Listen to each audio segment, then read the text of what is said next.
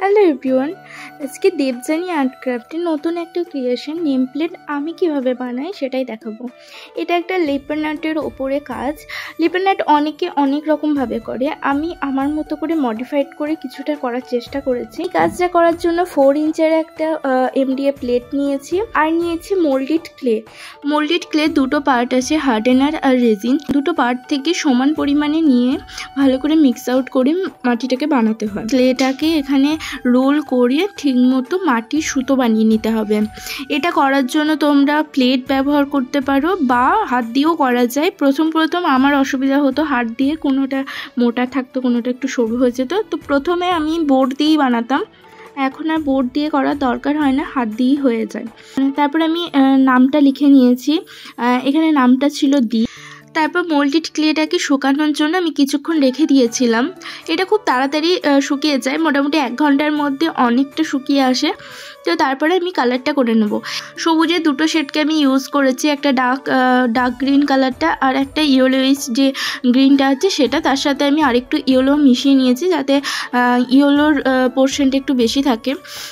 তো দেখো কালারটা আমার কমপ্লিট হয়ে গেছে। তারপর এরপর আসে যেটা লিপার নাটের সব থেকে ইম্পর্টেন্ট, সেটা হলো মিরর অ্যাড করার আগে নামটাকে হাইলাইট করার জন্য হোয়াইটের একটা কোট দিয়ে নিয়েছি। এটা যেহেতু ছোট MDF প্লেটের ওপর করা, তো আমি একটা মিরর কি পুরোটাতে ইউজ করেছি। যখন বড় প্লেট হবে সেখানে তোমরা অনেক রকম শেপ ইউজ করতে পারো। তো এই মেটেরিয়ালসগুলো আমি কোত্থেকে কিনেছি সেগুলো যদি জানতে চাও তো আমাকে কমেন্ট করো, আমি ডিটেলসে বলে দেবো। তাও আমি এখানে একটু বলে দিই, এগুলো আমি মিশো থেকেই পারচেস করেছি। MDF প্লেট, ক্লে, তারপরে মিরর সবই আমি মিশো থেকেই পারচেস করেছি। লিঙ্ক প্রোভাইড করতে বললে করে দেব। আর কালারগুলো তো লোকাল শপ থেকে নিয়েছি, সেগুলো আর বলার কিছু নেই, তোমরা তোমাদের লোকাল শপেই পেয়ে যাবে। এখানে আমার পুরোটা করা কমপ্লিট হয়ে গেছে। এর উপরে আমি দিয়ে দেবো ভার্নিশ, কিন্তু এখানে আমি ভার্নিশ করাটা দেখাতে পারিনি, ভুলে গেছিলাম আসলে ভিডিও নিতে। মাঝের যে জায়গাগুলো আমার ফাঁকা লিখেছি সেগুলোতে আমি একটু সাদা রং দিয়ে একটা ডিজাইন করে দিয়েছি। বেসিক্যালি এটা মান্ডালা করতে গিয়ে কাজে লাগে, তো আমি এখানে ওই আইডিয়াটাই কাজে লাগিয়েছি। আর এখানে আমি ওর সাথে যে অ্যাটাচ যেটা ছিল সেটাও আমি বানিয়ে নিয়েছি। এটা একটা অর্ডারের কাজ ছিল, যে বানাতে দিয়েছিল আমাকে সে তার দাদা, আর তার নামটা এখানে লিখিয়েছে। তো কাজটা আমার পুরোটা কমপ্লিট হয়ে গেছে। তোমরা দেখে জানিও তোমাদের কেমন লাগলো, আর যদি কিছুটাও শিখতে পারো তো সেটাও আমাকে জানিও। জানি আমি নিজেই এখনও সেরকম ভালো করতে পারি না, তো যেটুকুই হেল্প হয় যদি, তাহলে অবশ্যই জানিও।